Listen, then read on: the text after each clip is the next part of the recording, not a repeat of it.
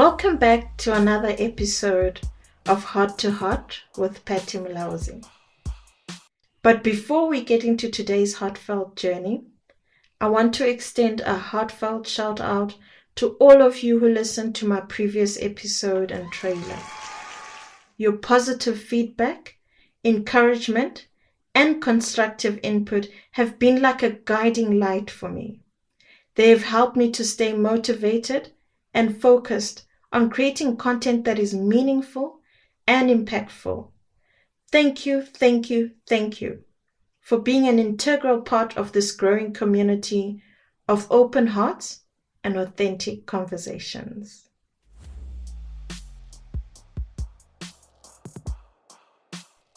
In today's episode, we're going to talk about a pivotal aspect that helped me get through some challenging times: the unwavering support of my loved ones. I'll share some stories about how their support helped me when I was feeling lost, scared, or alone. I hope this episode will inspire you to reach out to your loved ones for support when you're going through a tough time. When I became a young mother, I was overwhelmed by a storm of emotions.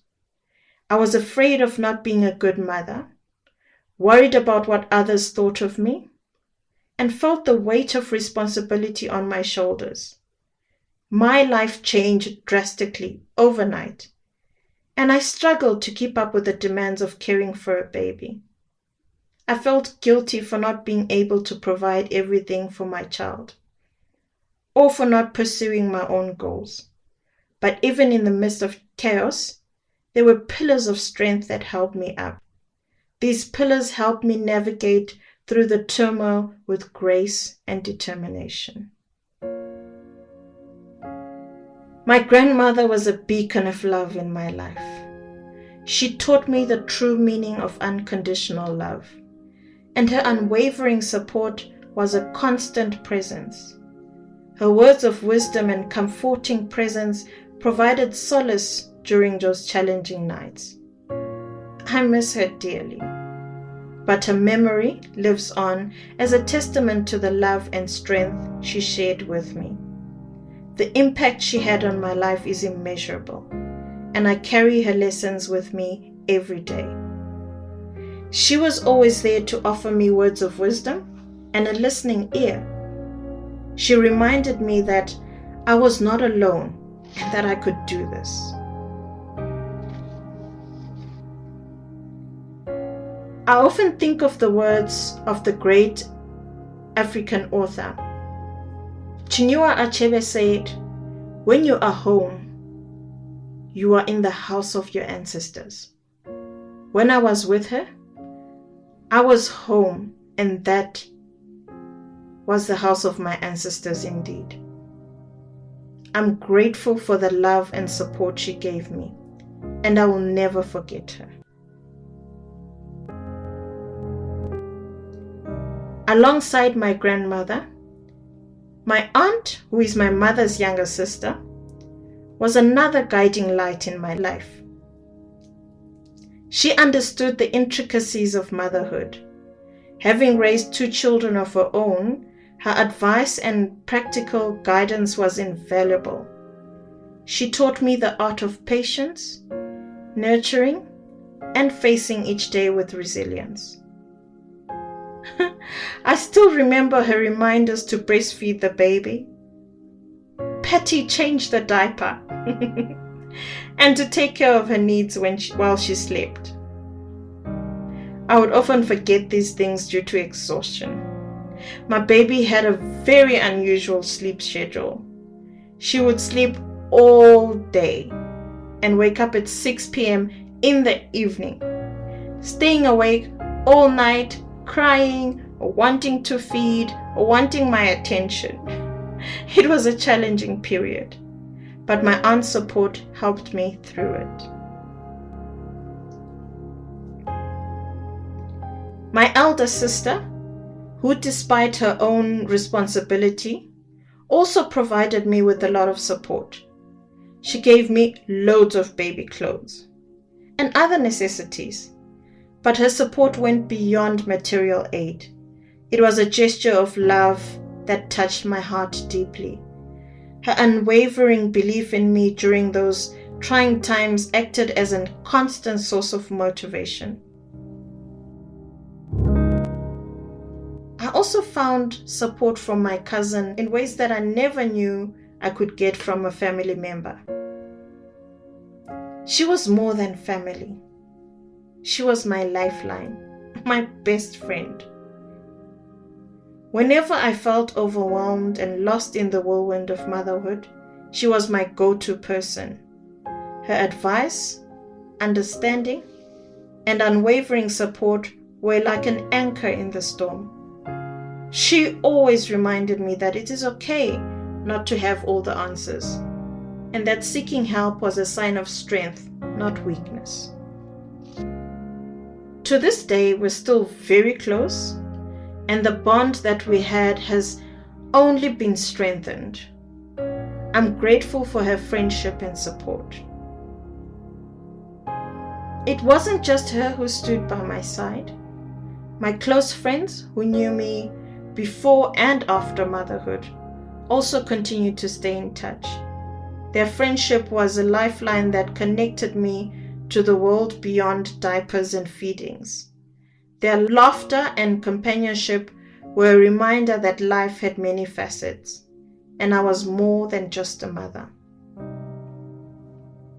My lovely family rallied around me, offering help and support in any way they could.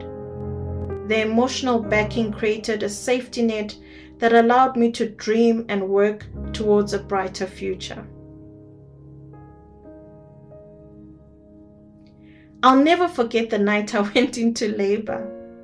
My grandmother sent word to her neighbors, and they came and sat with me throughout the night. Their presence and reassuring words provided much needed comfort until morning, when I could finally make my way to the hospital. The saying, "It takes a village to raise a child," is true. My community played a significant role in my journey. They were there for me when I needed them the most, and I'm grateful for their support. We don't have to navigate life's challenges alone. There's always someone willing to lend an ear, offer guidance, and provide encouragement. I'm proof of that. Different forms of support were available for young mothers, ranging from emotional and practical assistance to financial and even spiritual aid, whether it's a comforting conversation, a prayer, a helping hand, or a supportive presence. The key is to reach out and express your needs. When you face tough situations, especially ones connected to society, it's important to remember that not everyone will support you right away. Some people might need to understand or to digest and accept what you're going through based on their own worries and views, but eventually they will come around. Don't be upset with them. Instead, be open to their support when it comes and keep moving forward together. I have a few tips for dealing with people who don't support you right away. Number 1, be patient. It takes time for people to change their minds. Don't expect everyone to be supportive immediately. Number 2, be understanding. Try to see things from their perspective. Why might they be hesitant to support you? Number 3, be open to communication. Talk to them about what you're going through and why it's important to you, because sometimes it could be that they just don't know. Number 4, and the final one, don't give up. Keep working towards your goals, even if not everyone is supportive right away. Remember, you're not alone. There are people who will support you even if it takes time. Just keep moving forward and don't give up. As human beings, we all make mistakes, and sometimes these mistakes affect our loved ones, and as individuals, they will react and deal with it in their own way. Let them do so. In addition to the support of loved ones, there are many resources available, especially at this day and age for young mothers. There are support groups, there are charities, there's lots of social media platforms, and they can all provide valuable assistance. It's important to explore these resources and take advantage of the help that is available. If you are a mother listening to this episode, I encourage you to share some of your experiences. Connect with me through our social media channels or reach out to others who may be experiencing some challenges. Your stories, wisdom, and encouragement may be a lifeline for those in need. Let's learn to practice Ubuntu. Umuntu ngumuntu ngabantu. I am because we are.